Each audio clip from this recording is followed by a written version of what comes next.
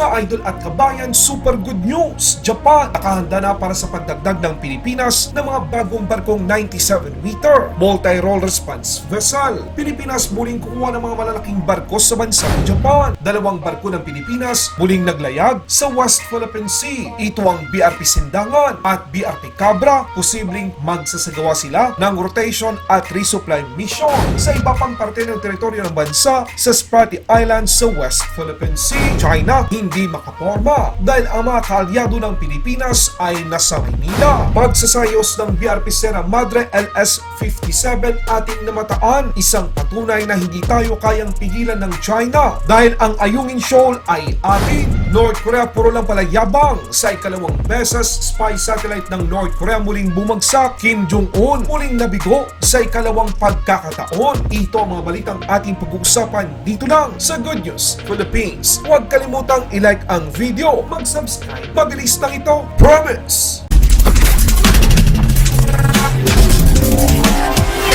Dalawang barko ng Pilipinas muling naglayag sa West Philippine Sea. Posibleng magsasagawa ang mga barko ng Pilipinas ng rotation at resupply mission sa iba pang parte ng mga nasasakupan ng bansa tulad ng Likas Island, Parola, Kota, Panata, Lawa, Patag at Sarisal Reef. Ating nabataan na ang BRP Sindangan at BRP CABRA ay muling bumalik sa Spratly Islands sa West Philippine Sea. Tamang-tama ang ginagawa ng Pilipinas para sa rotation at resupply mission habang nasa bansa ang mga kaalyado ng Pilipinas. Sa mga nagtatanong kung meron na ba talagang nangyayaring pagsasaayos sa BRP SIERRA MADRE LS-57, kita sa ibang parte ng nasabing barko ng Pilipinas ay merong mga bagong pintura. Makikita na rin natin ang numerong 57 sa deck ng nasabing barko. Dagdag pa dito, kapansin-pansin ang mga solar panels na naka-install sa nasabing barko. Isang patunay na hindi natin kailangan ng permiso sa China o sa kahit anumang bansa dahil ang Ayungin Shoal ay atin. Sa ibang balita naman, sa ginawang military exercise ng Pilipinas at Australia kasama ang US Marines sa Zambales, ipinakita ng tatlong bansa kung paano lumaban upang mabawi ang mga isla ng Pilipinas na sinakop ng mga kalabang bansa. Kapansin-pansin, sa nasabing military exercise na ang kalaban ay may sticker na pula at dala ang pulang bandila. Sila ang kalaban niya. Mukhang may nais ipahiwatig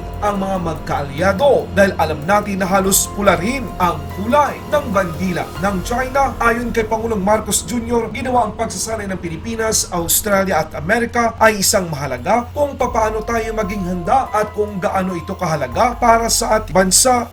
So this is our continuing effort to strengthen our capabilities and to have a closer working relationship with the militaries of our neighbors around the region. And I think it is an important aspect of how we prepare for any eventuality. And considering that there have been so many events that attest to the volatility of the region. This kind of exercise, this kind of close strategic cooperation between countries around the region is extremely important. Sinigurado naman ang Defense Minister ng Australia na mas papaitingin pa nito ang pagkikipag-alyansa sa Pilipinas. Dagdag pa dito, sinabi din ng Australia na magsasagawa ito ng mas maraming joint patrol kasama ang Pilipinas sa West Philippine Sea. Where the Philippines national security and national interest lies, it feels so similar to how Australia sees the world. We are very ambitious about working more closely together, about building our high-end interoperability, about seeing our defence forces become closer.